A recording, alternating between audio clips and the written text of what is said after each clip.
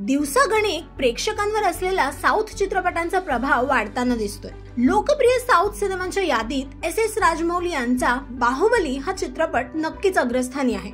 लवकरच Baahubali the beginning आणि Baahubali the conclusion हे दोन्ही सिनेमे एका खास ट्विस्ट सह री-रिलीज होणार आहेत। चला तर जाणून घेऊया हे सरप्राईज नक्की आहे तरी काय। 2015 व 2017 हे वर्ष तमिळ तेलुगू चित्रपट सृष्टीसाठी फार खास होतं। एस राजमौली यांनी बाहुबली 1 व 2 हे चित्रपट रिलीज करत भारतीय चित्रपट सृष्टीत पहिल्यांदाच प्रीक्वेलचा ट्रेंड आणला होता।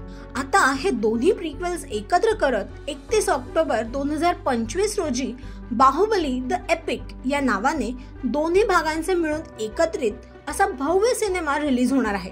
या निमित्ताने पहिल्यांदाच एक लॉंग फॉर्मॅट चित्रपट प्रेक्षकांच्या भेटीला येणार आहे। भारतीय चित्रपट सृष्टीच्या इतिहासातील हा पहिला भव्य चित्रपट असल्याचं म्हटलं जातंय। 6 तासांचे दोन्ही भाग एकत्रित करून एस राजमौली हा युनिक ट्रेंड इंडस्ट्रीत आणण्याचा प्रयत्न करत आहेत असं म्हटलं तर ते चुकीचं ठरणार नाही। बाहुबली या फ्रँचायझीने खरं तर भारतीय चित्रपट सृष्टीचं नाव आंतरराष्ट्रीय स्तरावर उंचावलं। पहिल्या 2 दिवसात तब्बल 100 कोटींचा आकडा पार करणारा बाहुबली 1 हा देशातला पहिला चित्रपट ठरला होता। इतकंच नाही तर बाहुबलीच्या दोन्ही भागांनी मिळून 2460 कोटींपेक्षा अधिक कमाई केली आहे।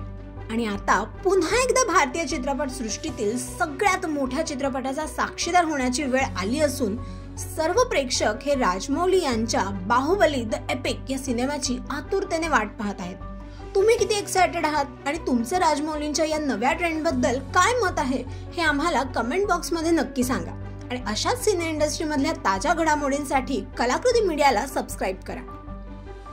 रसिका हो, कलाकृती मीडिया म्हणजे मनोरंजनाची लयलूट।